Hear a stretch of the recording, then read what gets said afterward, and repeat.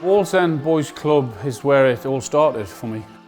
It's iconic in this part of the world because of the number of players that it's produced over the years. Carrick, Bruce, Peter Beardsley, and that's just a few that have made it at the highest part of the game. But then you look at the thousands and thousands of kids that have gone on to do different things, and that is what this place and what Wallsend Boys Club is all about.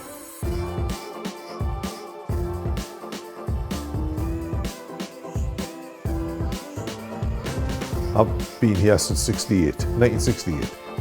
I've been here since around about 1974. We to provide football for kids in the area, both boys and girls. We're fortunate in the fact that we've had a fair bit of success through the players going on to better things in the game. It turned them into good lives, and a number of people now who were never football stars, but who played football, and then now they'll stop you in the street and they'll say, "Boy, what a difference that made to my life." I think there'll be a lot more crime, there'll be a lot more cars getting stolen, robberies. Clubs focused a lot of young people's minds and made them realise that if you want anything, you've got to work for it. And as Peter said, we've got people who've got jobs outside of the football industry all over the world, not just in the UK, making good livings for themselves. Hopefully we've had some small impact and some small effect on that from what they've done. There's an old one there, very young, very young.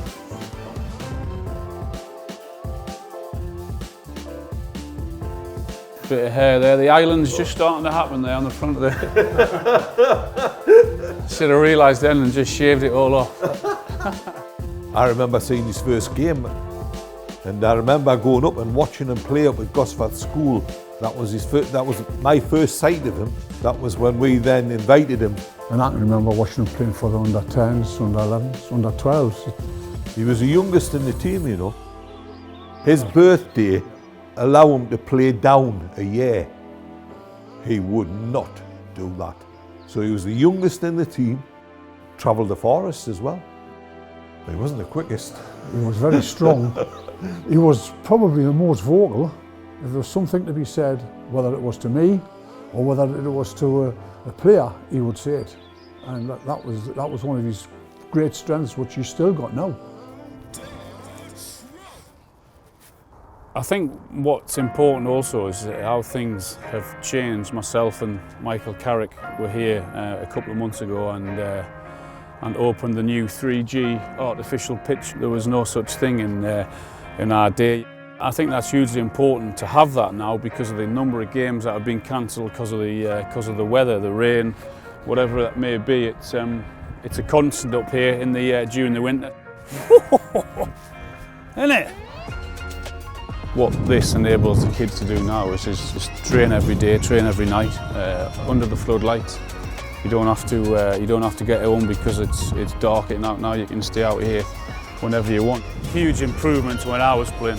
We had to play indoor on a wooden floor on a little small five-a-side pitch. There's no stopping the kids now.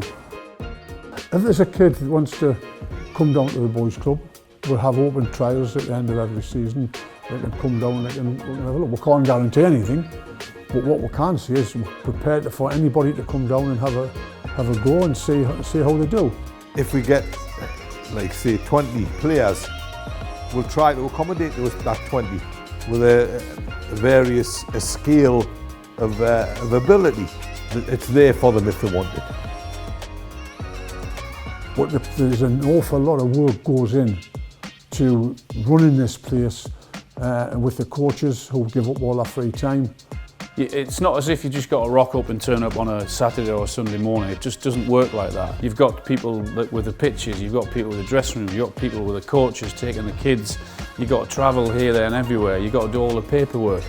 So when you put all that into the pot, there are so many people that have been involved and work every single week, every month, every year, and you're going to speak to guys who have been here for years and years and years. They do it because they love it, and they do it because of the enjoyment they see. Guys go on to make professional footballers, or if they don't make it in the world of football, they go on to be something else. But their grounding started here at Wallsend and the other thousands of places like this in and around the country. And the hard work put in by the trustees of and the players, who's to say how much further they could go.